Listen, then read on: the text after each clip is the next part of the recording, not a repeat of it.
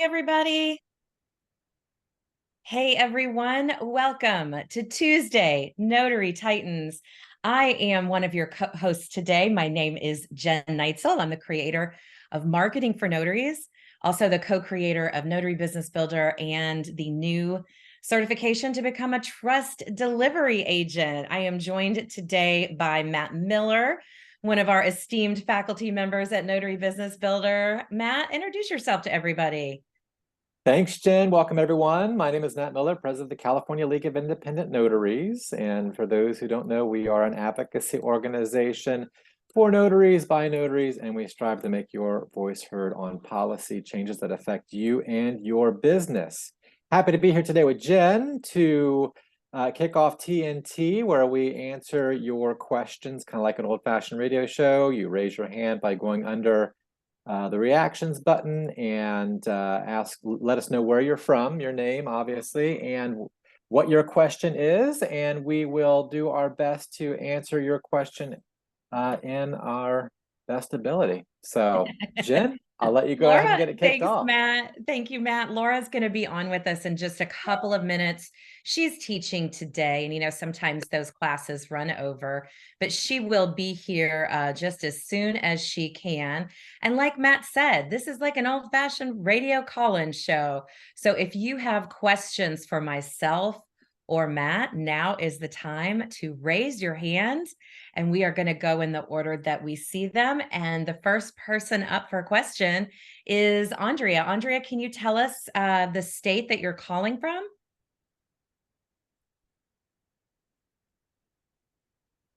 Andrea, you're on mute. Or is it maybe it's Andrea? Okay. I unmuted. I'm here. Hi. Thank you for your patience. Hi, everyone. Hi.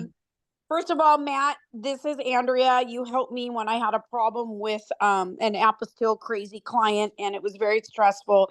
And I want to say thank you very much for your professionalism and your support through that situation. It doesn't go unwarranted or unnoticed by me. So thank you. You're welcome. I'm glad we could turn that into a win for you. You did. Okay. So here's my question. I have two quick questions. Have you heard in California when you have the verbiage, the disclaimer on a notarial act, but the box isn't there? Have you heard that it is acceptable to draw the box around it? Yes, and I have done this on many occasions. I just use the edge of my journal to make straight lines, add a box, and then so long as it's in a box, you are then compliant. But without a box, it's not compliant, and it will often lead to a rejection. Okay, so you do that yourself. Okay, got it. And then here's a question that I find an interesting one, but it's come up. So I'm going to be very candid about it. Every now and then we make a mistake, right? No one's perfect. It doesn't happen very often. My question is, how do you handle your mistakes besides the obvious of like going out, fixing it, making it right? Do you find as a professional you ever get hard on yourself, or you guys beat yourself up, or, you just kind of emotionally get frustrated? Like, as a professional, how do you handle when you do make an error? That is such a great question. And is it Andrea or Andrea? I want to make sure I'm saying Andrea. I mean, if you call me Andrea, okay. It's not a big deal. I have a hard time with that. I've been in business 19 years, and thankfully I have a very successful notary business, but I'm really hard on myself, like really hard. Congratulations on 19 years in business. That is incredible. Good Thank for you. you, girl. I think it's normal for us to be hard on ourselves when we make a mistake. My process, just to answer that part of the question, is just to say, I made a mistake to the hiring party. I made a mistake. And it's sort of, I've found, levels everything out. It brings the person you're talking to back to that place. When you say, I apologize, I've made a mistake, I feel like they instantly, their heart almost opens up a little bit, like, oh, okay, they've admitted it. And now we can move on and fix it. So I feel like it kind of level sets everything when you just state the obvious that you made a mistake and I'm going to fix it. And of course you can get into the particulars with them on that. But I think the other aspect to this question, which is really something that I find fascinating, is just kind of how our brains work.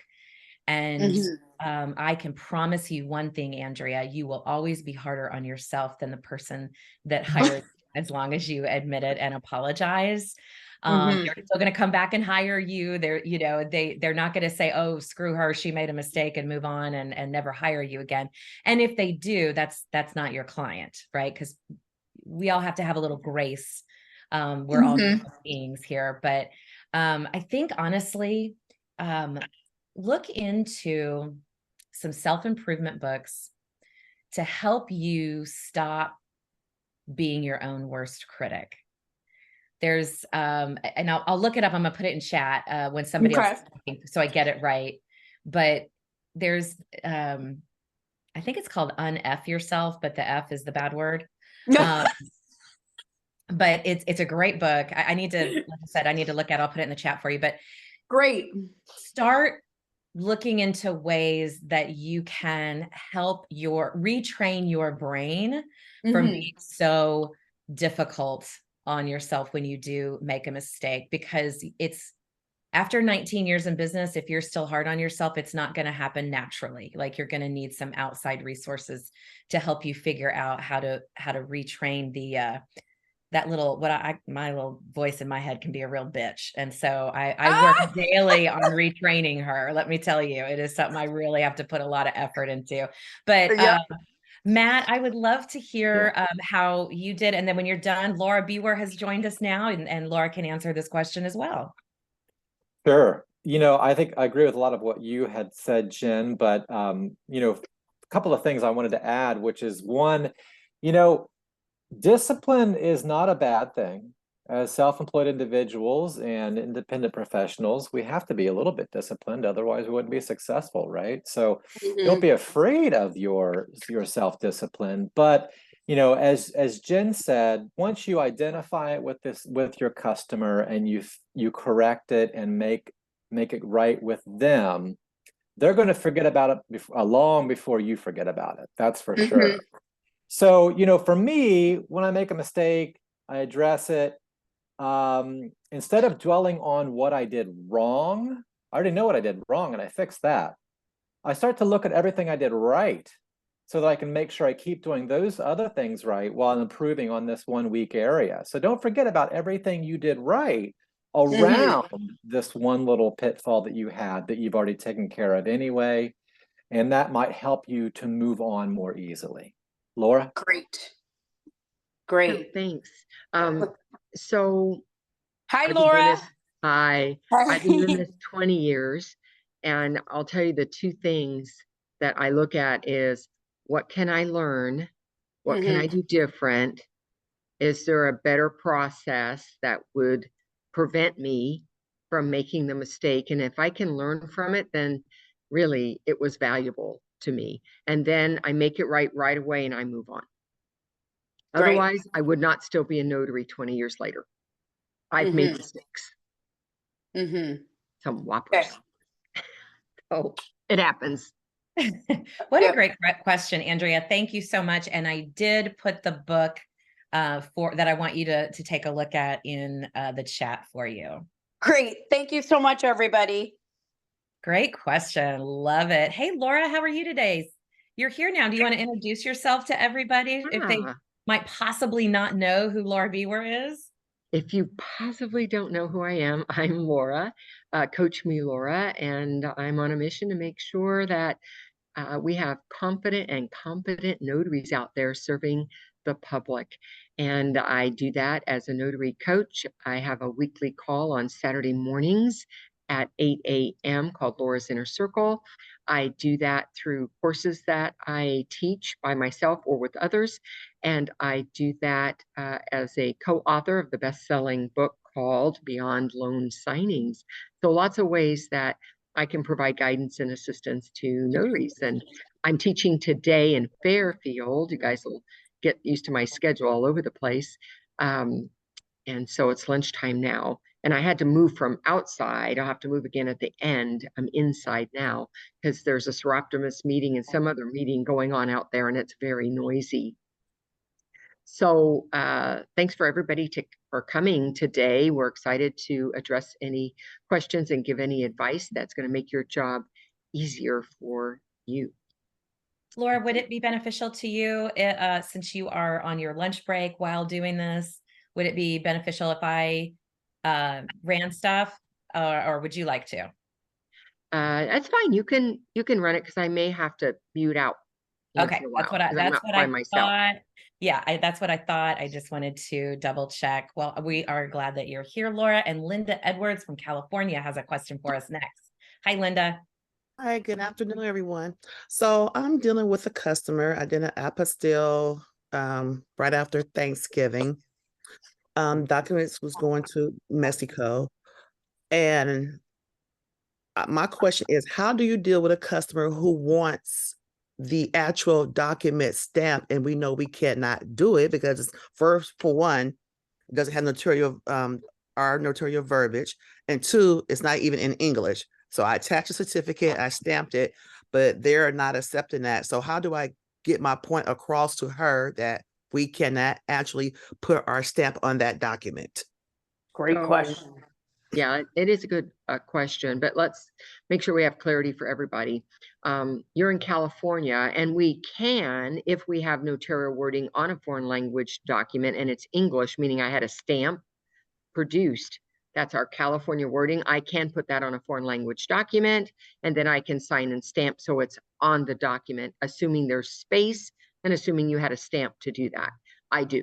The second thing is for pages that are not the certificate, I use an embosser without any ink, so it's not my official seal, and that allows me to tie all the pages together, and they see something that looks official to them, and that usually takes care of it, and I reserve the black ink stamp for just the certificate itself.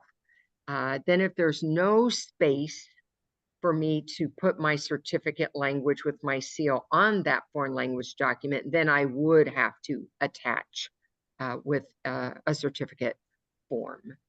So does that help you, Linda? Yes. So let me recap. So basically on the foreign language document, if there's space with the notarial verbiage, the box and the venue and all that, I could do it. Okay. There's no space, so I couldn't do that. Secondly, I could do the embosser with no ink, only on that certificate only, on their page only, rather, I'm sorry, on that page only, and still attach my certificate for the embosser with no ink. The embosser can be used on every page. On every page.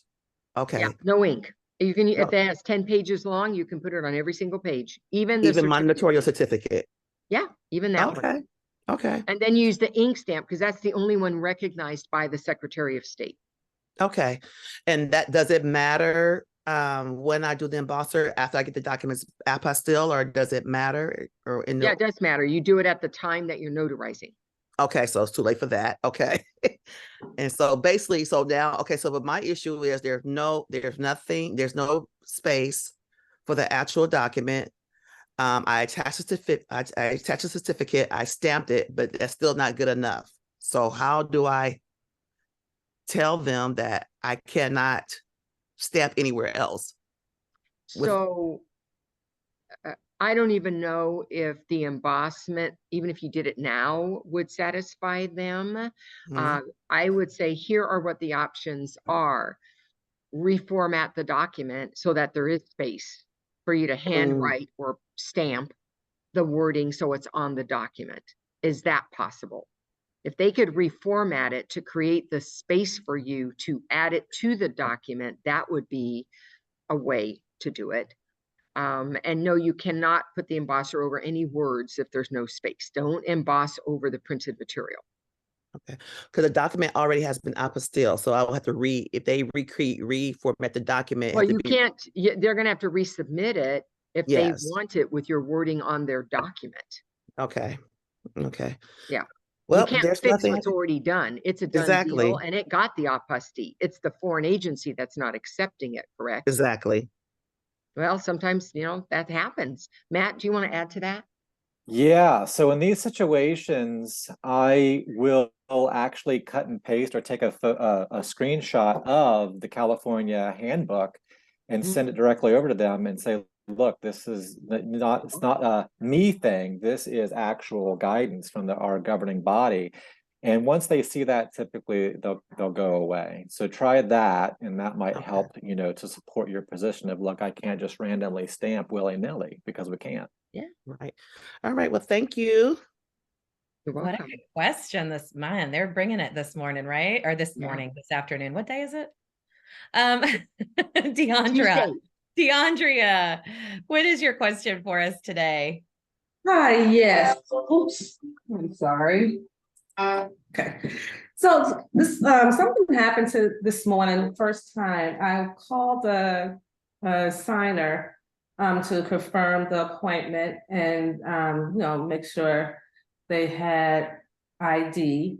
And he says, yeah, I have ID. He said, it's a Louisiana driver's license. He said, it's on their app now. I guess the DMV gives the driver's license through an app and not, I don't know whether it's and or a physical card. I don't know, but I have never come across this. And is this the way states are going to be moving forward with all this technology we have? And if that's the case, how as a notary do we proceed? Because I've always been told you have to see the physical ID. Deandra, that's an excellent question. Are you in Louisiana physically? No, sorry, I'm in Texas, but he has a Louisiana ID. Okay. Laura, do you have any guidance on this driver's licenses being on apps? I'm going to start with checking with your own Secretary of State's office to see if they will accept it in Texas. If Texas is not doing that, then you would need guidance from there to know whether or not that would be an acceptable form. There are several states doing that, and they are using it there in their own states. And I believe they're also recommending they carry the hard card in case the electronic one doesn't work for whatever their purpose is. So that's where I start with it, is to find out, and then you'll know how Texas handles it. And not all states will handle it the same way. Matt, you know about this as well. Do you want to add anything? Yeah, if it's issued by your state, then likely you are able to accept it. But again, you got to check with your governing body, because this is really new, and in some states it's still just a pilot.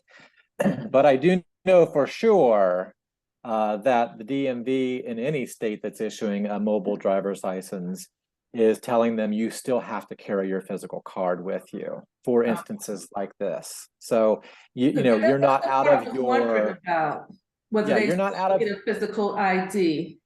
You are not out of your purview to demand a physical ID. That's right. That is completely up to you. Okay, thank you. Great question, Deandra. Thank you so much. Okay, Mr. Daniel Brewer, how are you doing this afternoon? Hey, good. How is everybody? Fantastic. What do you have for us today? Well, I got. First of all, of course, I'm going to push our open house for Notary Masters Please do. on Thursday. All about online, or excuse me, not online, digital marketing. I actually have a digital marketing expert from outside our industry to give us a little bit of different perspective. I have somebody that was involved in marketing their business before it became digital and after. Her name is Laura Biewer. We all know her well. And Sue Hope is also going to be there, who found a way to make it all work kind of magically after that. So it's Thursday. Plus, there's going to be a panel discussion at the end where Judy Lawrence will join us. It's going to be Thursday at 9:30, notarymasters.org. Everybody is welcome. It's about an hour and 15 minutes. Hope you will all venture to join us for the Toastmasters Club meeting on Thursday the 7th. That's fantastic. Dan, would you put a hot link into the chat? I will when I'm done. people can register for that, that would be You don't need to fantastic. register, And- just go to the site, click on the link, and it takes you right in. So right. And when Daniel says 9:30, he means 9:30 a.m. Pacific time. So correct. that translates to your time zone. Thank you very much. Yeah, 9:30 Pacific, 12:30 Eastern, and then beyond that, I don't know. Yeah, it's all, it gets weird after that, and I don't know how to do that. So I don't try. So my question regards, and I've asked a similar question before, but my question regards collections, and in this particular case, it's a law firm. Work I've done back in February, so it's almost a year old now. I have been trying to collect from this law firm for almost a year. We have gone through Legal Shield to send a demand letter. I have blasted them on social media. I have talked to a family member who's a lawyer. I was considering a bar complaint, but since there's no ethical standard for lawyers to pay their bills, that's not going to go very far. I'm at the point of small claims court, which is $300 just to do it, and then a whole crap load of time. How far? But by the original bill is 50. I'm sorry, 500. But I also want to say I went in one time and kind of hung out until I saw somebody, and they wrote me a check that bounced. It was written on a closed account, so it was intentionally bounced, which is a felony in this state. So I've got that going. My wife said I should just drop it, and said, "Look, it's $500 that you're not going to make." For some reason, the bounce check I can't get past it, and now I just want what I have been doing. I followed the state law, and I'm sending them an invoice every month now, adding 10% of the new balance. I'm up to like $800 now. How far do I take this? I mean, is it worthwhile? Is anybody, I guess what I'm asking, is anybody taking this to gone to small claims court to get their money? What a great question, Daniel. The answer to that for me is no. The answer to that for me is yes. Okay, well, Laura, let's see what. And here's what happened. Yep. What happened is that the day before the court appearance, because you have to both show up, she called and said, "Why are you suing me?" I said, "Because you're not paying the bill." And so we came together and we negotiated the bill, and I met her and she paid me in cash. And it happened the day before. That was already after it was filed, after she was served. She had lots of opportunities, and it wasn't until then. And by the way, it was my husband's company that I had to do this for, because I handle his books. And I was ready and willing to go show up that morning. And the day before, she called and said, "No, I don't want to go to court." Well, then pay the bill.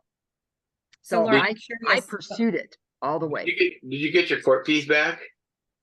I didn't get my court fees back, but I got the bill paid. And it was big because it was my husband's business. It was a couple $1,000s. Whatever. Okay. So I got it.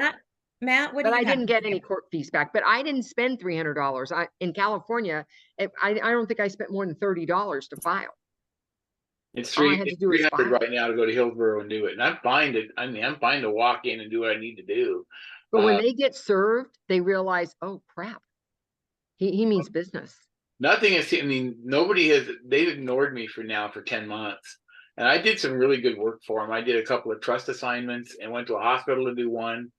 And I did couple of 2-hour assignments. They didn't like my price in the first place, but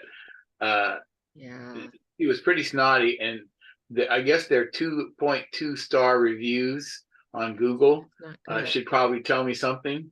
But anyways. Daniel, the other thing I want to say about this, now that you happen to disclose that wasn't a one-time fee, that was over the course of several different assignments, is when I take on a new client, it's like extending credit. I do the first job, I've extended credit to you. Maybe not, will I do a second job until you pay me, that you show me your credit worthiness.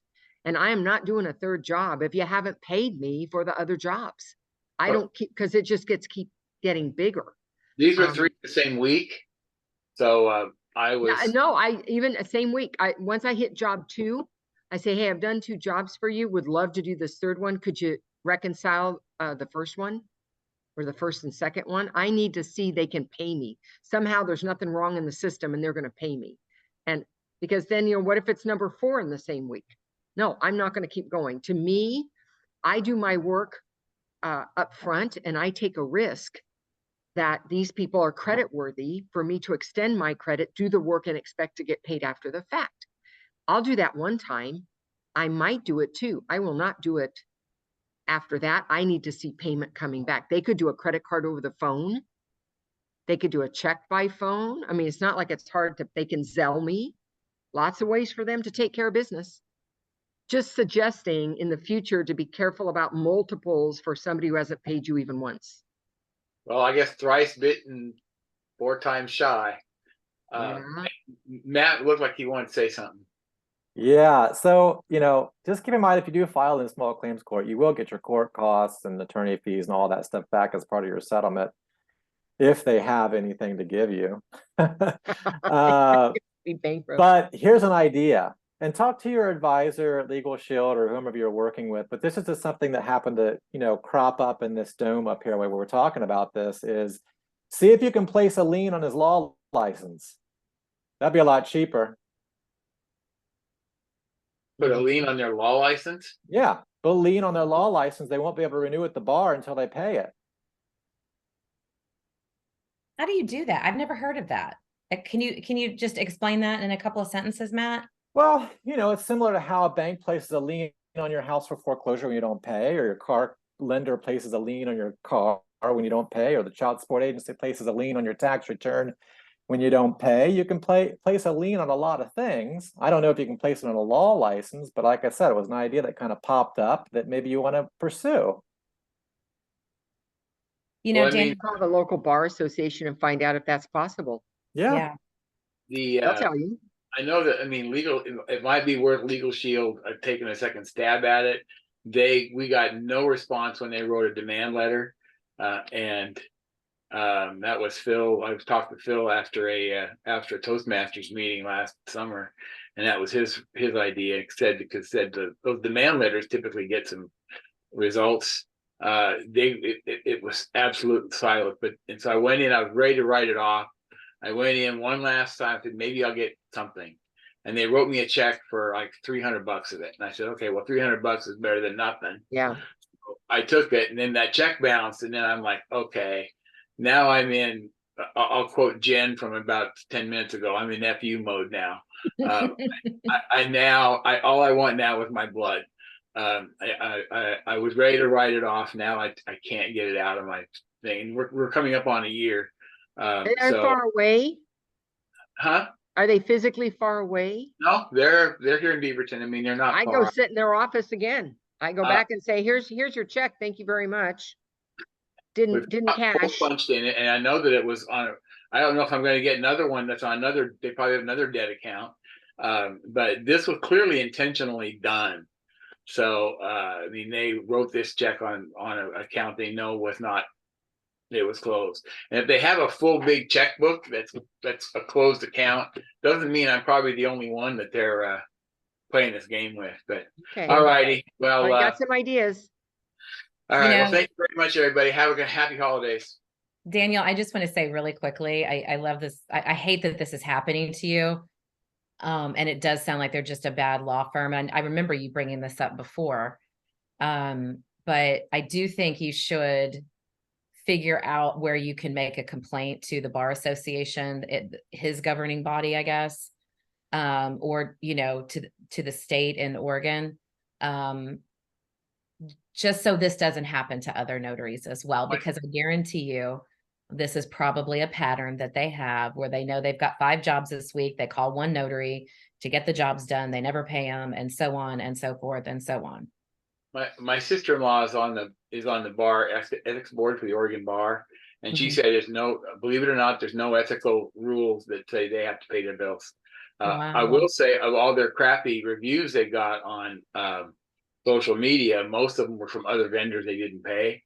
So I'm guessing that their excuse to me was that the notary that they usually use is somebody in their office that was out for a few weeks. And I was all encouraged. I thought, hey, I'm going to have a law firm that's going to be using me for all their stuff for a few weeks. So kind of wanted to get in good with them. I did a kick-ass job for them.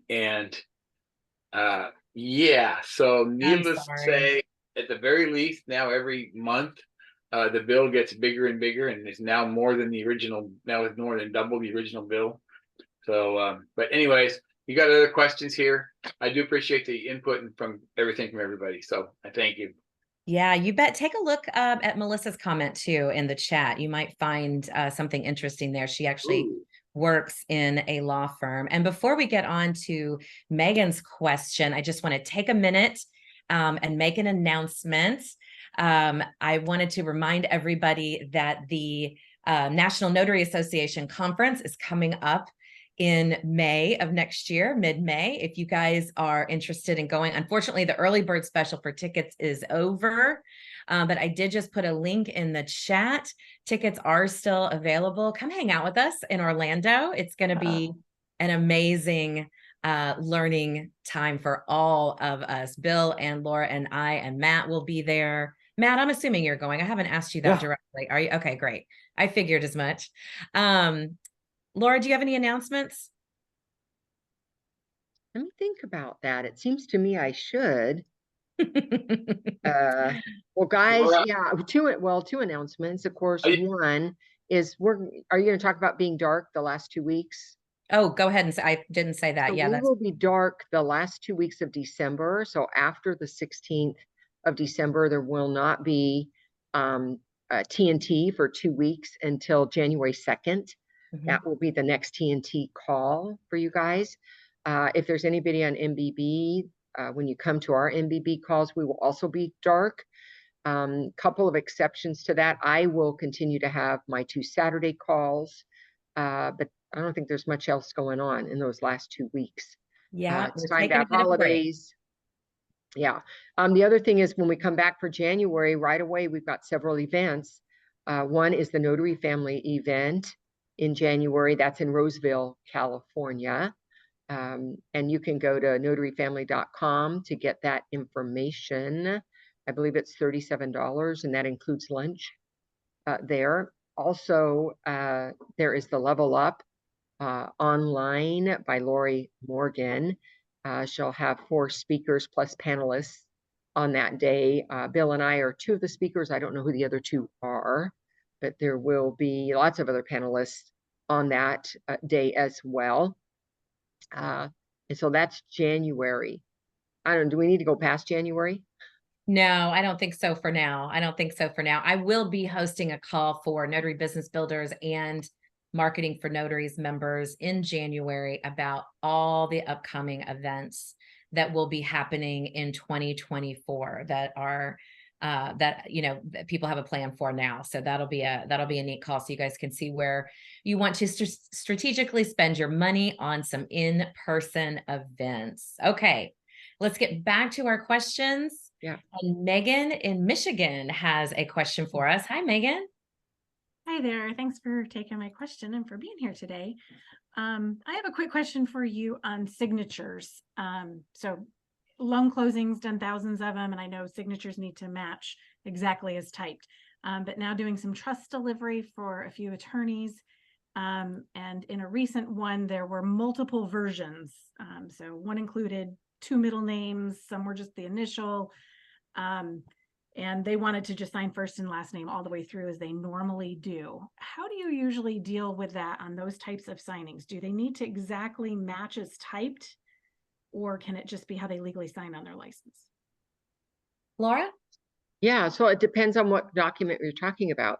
In trust delivery, you might have recordable documents, and recordable documents need to follow what's printed. Right, so this wasn't a deed. This one didn't include a deed. All right, so it's just the regular documents. Correct, if the signer is saying, I'm going to sign first name, last name, no matter how they laid it out, it's not my job to tell somebody how to sign their name. It is my job to point out, here's how it's written. Here's how they'd like it signed. The other thing you can do is contact the attorney to see if there's an issue for that attorney to have them undersign. Right. Okay. Yep. And normally that's what I do. I usually, this one came through a signing service that was late at night and did not give any attorney information or phone numbers for the origination of the documents. So it was a little bit odd. Usually I directly work with the attorneys. I just took this one on a whim. So it was one of those where there was no number to call, but that's kind of how I So let then them. you have to use your discretion. Yeah. And of course, it's not our job to argue with how they're going to sign. We point out the expected signature line, and then they're going to do what they're going to do. Yeah. Okay. Just want to make sure that's what was normal and standard out there. Thank you. Matt, did you have anything to add to that? Yeah, this really rarely comes up on estate planning documents versus loan documents, but Laura pointed out something that we all should be paying attention to beyond loan signings or estate planning documents. And that is when it comes to recordables, it really does need to at least look like what's printed there, or otherwise it could cause a rejection because the clerk is going to look at what's filed before. So great point, Laura. Thanks. All right. Thank you, guys. Phil Shannon with Legal Shield. How are you, Phil? I'm fantastic. It's great to see everybody. And I'm so happy that Daniel brought up his situation. As most of you know, as I told Laura probably 15, 16, however many years ago it was, about her situation, sometimes you just can't squeeze blood out of a turnip. And that might be the situation, unfortunately, that he's dealing with. But I agree with Laura. Sit in that room, find somebody to talk to. Make sure they get called on the carpet, because what they're doing is so bad.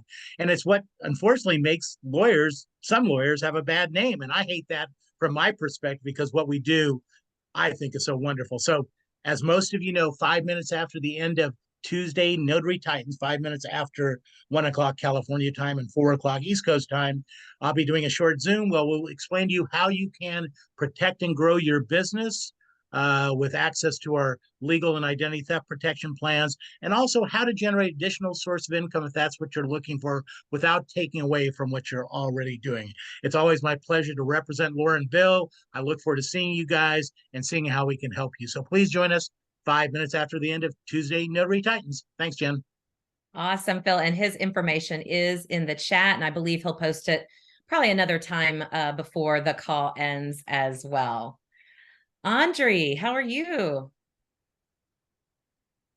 Hello. Sorry for Hi. continuing the legal talk. I Good have to see question. you again, though. We met in Washington. It's nice to In see you. Anacortes. Yeah, it was really great meetup. And I have seen other, I have seen, yeah, it was nice. We should do it again sometimes. One of these days we will. What is your question for us? So sorry for continuing the legal discussions but if you know, there is some really predatory companies who are using notaries as last leg in order to finalize and make it kind of legal.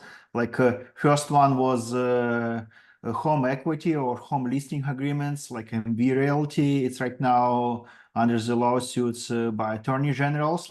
But it looks like there is more companies like this who are preying on people who are in distress. For example, recently I have seen a company offering legal assistance in order to get excess funds from foreclosed properties, and they charge as much from 25 to 50% of excess funds of homeowners equity, basically charging from $100,000 to $200,000 for simple paperwork, which is supposed to be maybe $200 top, and we use notaries for this type of the work. Is there any legal way for us to politely refuse it? Because NNA is saying you should be impartial witness, you shouldn't give legal opinions, but how to politely and correctly refuse this type of assignments? Because I'm not in position to dictate how much attorney can charge. But if we try to charge $50K to $100K for excess funds recovery from foreclosure process, it does sound sketchy. I would love to hear Laura's You know what? take. I'm not really getting what your question is, Andre. So I don't I have can an answer repeat for it. you. I'm not sure what part of it you're playing that you want to say no to. So I don't want to refuse notarizations. Like I don't want to go to notarizations where this type of foreclosure clients are sending me to. So can I? So a The signing moment company, so a signing company is hiring you to go to foreclosure deal no, that needs notarization? no. So there is house which was foreclosed, like, and we want a customer to sign paper saying like, oh, we will help you to return your house back, and if you fail to get your Okay, house so they're back, not asking you to be a notary. They're asking you to get clients to sign documents so that they can handle their business to get their house back, supposedly, which may or may not happen. it most likely it doesn't happen, Yeah, but why do you when they feel would you charge like must, huge fees why do you for feel you must legal. say yes to that? I don't do inspections. I don't do process serving. There's lots of stuff I don't do. I just say, no, I don't do that. But this type of requests they came from SnapDocs, like it says like simple deed signing, like or short 20 documents signing, like you cannot discriminate it, like, and you cannot find it like until you see the paperwork and when it's too late So to I'm going to go refuse. back to my first question. My first question is, are you there as a notary to notarize Yes, a signature? that's correct. That's all Yes. you're there to do. Okay, so you go there, the document is signed, you notarize their signature, and that's all, that's your role, correct? You don't know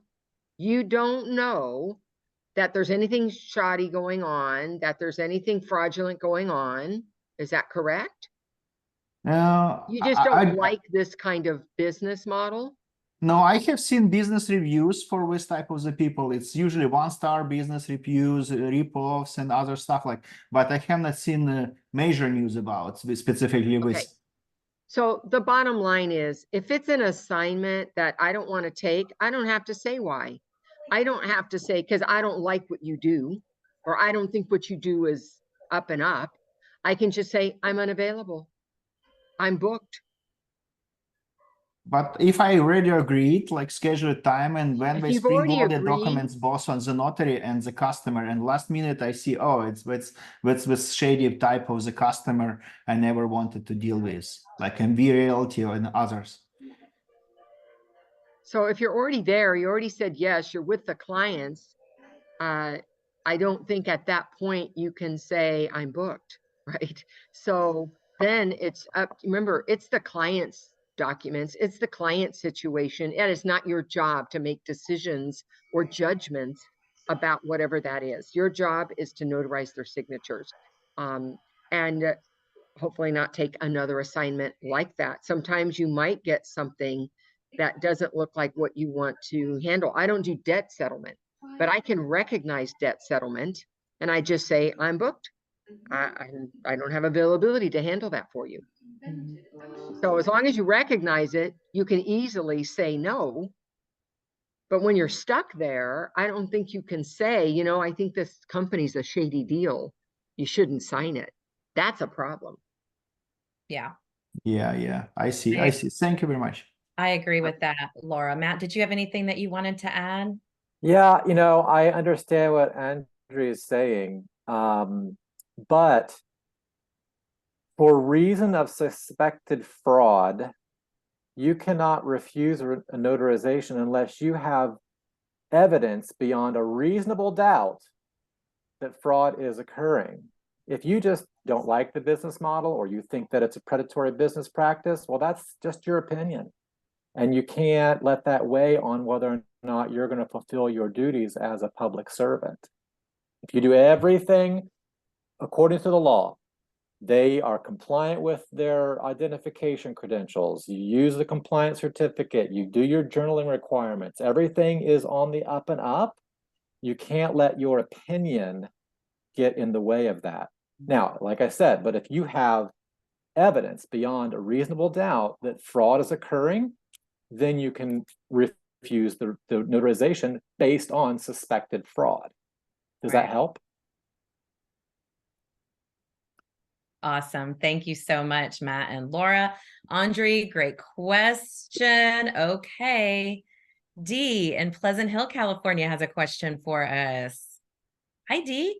Hey, good afternoon. Hey, I just passed the test and I'm waiting to get the commission. So between then and now and then, I want to get as ramped up as possible. I've almost finished with Beyond Loan signings and I got a couple other books, but I was wanting to get a list of probate or trust attorneys in my county to start out that process to get all that ramped up. So what's the best way to do that? Well, first of all, congratulations on being a new notary. That's exciting. Is this your first commission? Yes, that I Awesome. don't have yet. Welcome to the business. That's Thank very you. exciting. And Dee, I know I can tell you what I did, which was I just Googled estate planning, probate, and estate planning attorneys in Dallas County, Texas, which is where I reside. You can also, I know, go to, somebody mentioned this, I believe it was last week on TNT, that you can go to your local library. Was this last week, Laura and Matt? One of the weeks we talked about this. You can go to your local library and ask them for a list of registered businesses in your county, and then sort by estate and probate attorneys to get that Fab 100 list going and start working on that to identify the attorneys that you want to work with. Matt, did you have any additional advice? All good advice. The only thing I'll add is if you come to this Thursday's CLIN roundtable at 5 p.m. Pacific, we're going to be talking about estate planning clients, how to get them, how to market them, and we're going to announce a new member benefit for league members that will help give you access to estate planning contacts in your area and across the country. So you might want to attend that because we're going to introduce a new tool that's going to help notaries who are trust delivery agents get more of that business. So that's this Thursday, 5 p.m. And that's through the link. Is that the notaryfamily.com? No, I'm going to post the link right now, calnotaries.org/events, and you can register for it there. It's free to attend. Okay, I appreciate it. Thank you so much. You bet. Yes. Excellent. Excellent, Matt. And Laura, did you have anything that you wanted to add to that? Okay. Okay. I know you've had to move to your different location. I saw you had to move there. Gail, what is your question for us? Hello, everyone. I have probably two quick questions. One, I'm somewhat new. I think I got my commission back in July. And so I've been going through some of the courses on NBB. I think my niche is going to be estate planning. So I need to know, do I need to get pads of jurat and acknowledgement forms, or is something I don't really need to buy? That's one question. Well, first of all, what state are you in, Gail? My apologies. I'm in Georgia. You are in Georgia. So Laura? So you can get your acknowledgments and jurats. They are your responsibility. You can download them from your Secretary of State's website, typically. Also, you can go on the internet, and NNA sells them as well. If you're a member with the NNA, as part of your membership, you can download them free as well, and they have all 50 states. Do I have to have them, Laura, or is it just good to have them? It's your job to have them in case what's presented is not correct. Oh, got it. And then my other question is, can anyone recommend someone that I could talk to look at my Google business page and my website to see how I can increase the SEO, and if they can put backlinks on my Google business page or my website? I've gone through John Allen's course. I've gone through Ms. Long's course to set up my LinkedIn. I'm working on increasing the traffic to my Google business page or to my website. Okay. So, we do have an SEO call that you can look at and pick the videos that actually going through the entire series of it would probably be best. That call is with Tyler Botsford inside Notary Business Builder. As far as having somebody look at your website for your SEO, is this just because you're looking for reassurance that you've set it up the right way? No, I set up my profile on LinkedIn, and I had someone reach out to me saying they could provide that service, and he looked at my website, he looked at my Google business page, and he came back with some recommendations. Even though I haven't hired him, he's out. Actually, I believe he's out of the country, and so I was maybe trying to get a better comfort level of trying to work with someone in the States. I've been Sure. So but I don't think it will. I get those ads all the time, just FYI, and I do consider them just ads. Someone's reaching out to you to try and get business from you. The only way to have a professional look at that is to hire someone. So if it were me asking the question or if it were me in your shoes, I would, find somebody that I could hire maybe off of Fiverr or Upwork to go through and double check the things that you're looking to be double checked. I would not give access to my website and things to someone that I did not extend an invitation to hop in there and take a look around. Matt, do you have anything that you'd like to add to that? Yeah, one of the things I wanted to add to that was to increase your reach and ultimately increase your traffic, you need to have a lot of what are called citations. And basically that's just a directory listing everywhere you can put one. And Notary Assist actually has a great product for this that will help to blast you out to all of these free directory and listings and bulletin boards and all kinds of things out there in the web world.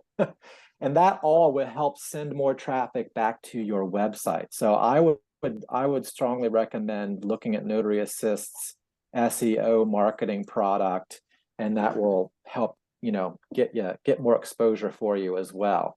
SEO, the one thing I can tell you about SEO is it's an ongoing, never-ending, breathing document. You have to continuously be updating it, and unless you're willing to put that kind of commitment in, it might be worthwhile to find someone who can do that for you. I do mine myself, so it can be done, but mine is years in the making. I read an article and I'll do that, or I'll watch a YouTube video and I'll do that.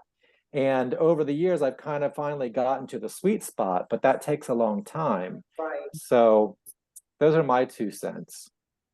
Okay, great. Thank you. I appreciate it. Thank you, Gail. Great question. Okay, Cottrell from Georgia. What is your question for us? Hi. Hi, I started out I have a question. I want to know if I had a situation and I want to get some feedback. But I started out in Washington State as a notary several years ago, and then I got married and moved to Georgia. Of course, now I'm in the attorney state. So it was an eye-opener. But anyway, so I get a lot of business in Georgia from people that I did business with in Washington. They've got people traveling. The property is out of Georgia, so I'm able to do it. But the question is, I had an assignment. It was through SnapDocs, and they said that there was going to be one signer there, and it was a commercial home, pretty big. And I went out there. The lady was there. And we were signing, and all of a sudden another lady appeared who actually that ended up being, I think, her niece, who helps her, and she was helping her get this duplex. And I think she wanted her to read something on the documents. Well, I noticed there is another signer on the documents, but that they said there was only going to be one. Well, it happened to be this lady. So I go, are you supposed to be signing too? And she goes, oh no, I'm not supposed to be on the paperwork. I'm not signing anything. And so I was kind of confused. And then I went back to look at my email. Sure enough, it just says one signer. So I called the people that hired me, and I asked the person to answer the phone. Thing I didn't get was the person's name, which I always do now. And they said, "Oh no, everything's fine. No, just one signer." So we went through, signed all the documents, got home, scanned it, waited for them to tell me whether the scans was okay. They said, "It's fine, okay, you can ship it." Well, a couple hours later, all hell breaks out that no, this other person should have signed. So I'm talking to the scheduler, and she's like fussing at me that I didn't have this lady sign. She said, whenever you have somebody else there going forward and she's on there, that they should be signing. And I said, okay, that I called. Of course, the person that I called, I don't know, dissipated. They can't find them. There's only 3 people there. I know it was a man, but if you get assigned something, because I do a lot of those, the second signer is out of state or they're not there. And I just wonder if that happened to anybody. But I went back out. My husband drove me back out late at night, way across Atlanta somewhere. I'm in Atlanta. And we got the person to sign. And I have a special drop place for FedEx that ships at 8. So I was able to get it all done. But I just felt like, she was just really rude to me. She was like, I'm just going to take it out of your commission and I'm going to hire another notary. I go, I have no problem going back out there. But both the ladies were there and I called and the guy said, no, only one signer. So anyway, that's my horror story. I just wondered if anybody, that had never happened to me before. I just thought I'd done everything right, but maybe I should have had him sign. Laura, did you have a comment you wanted to make? Well, my comment is, if the other person who was there, her name was printed on the document, I think that I would be more assertive when they said, no, I'm not signing anything. When you called the signing service or title, whoever it was, to say their name is printed on this document.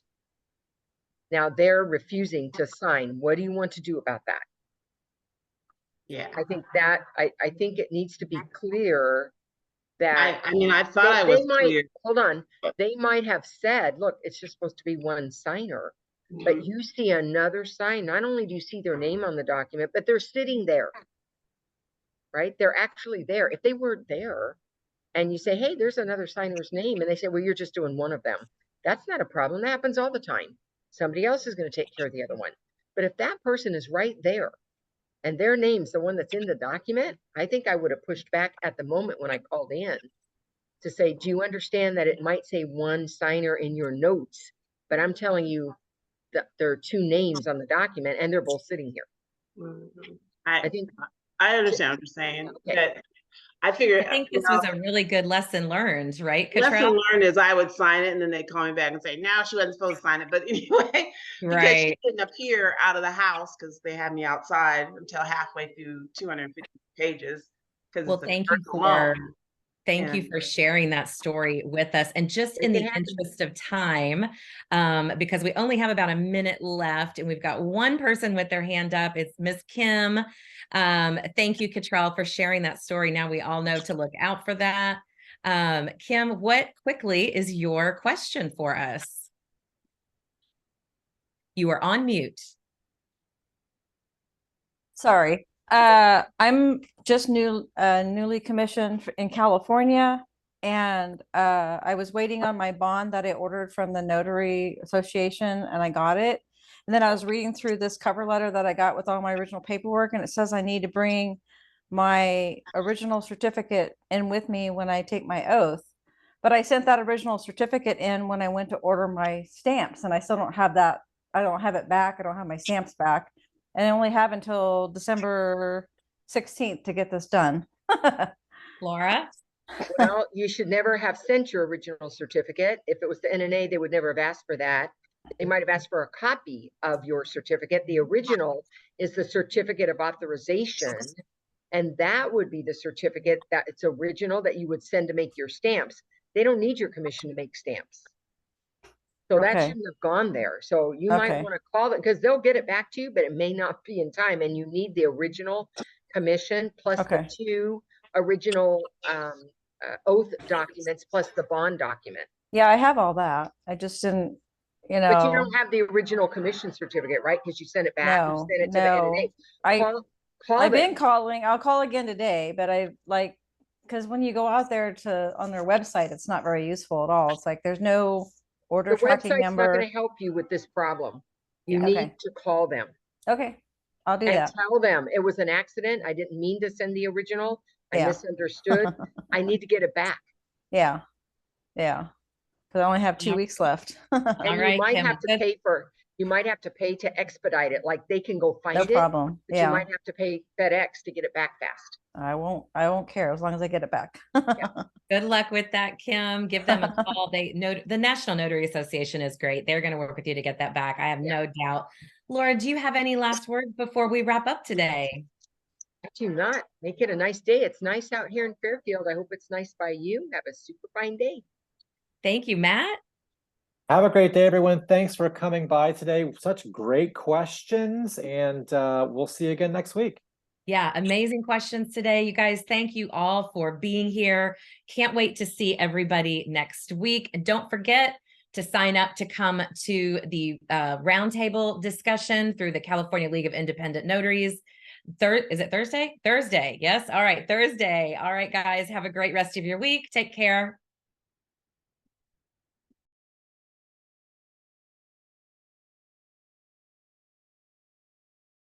I love y'all so much.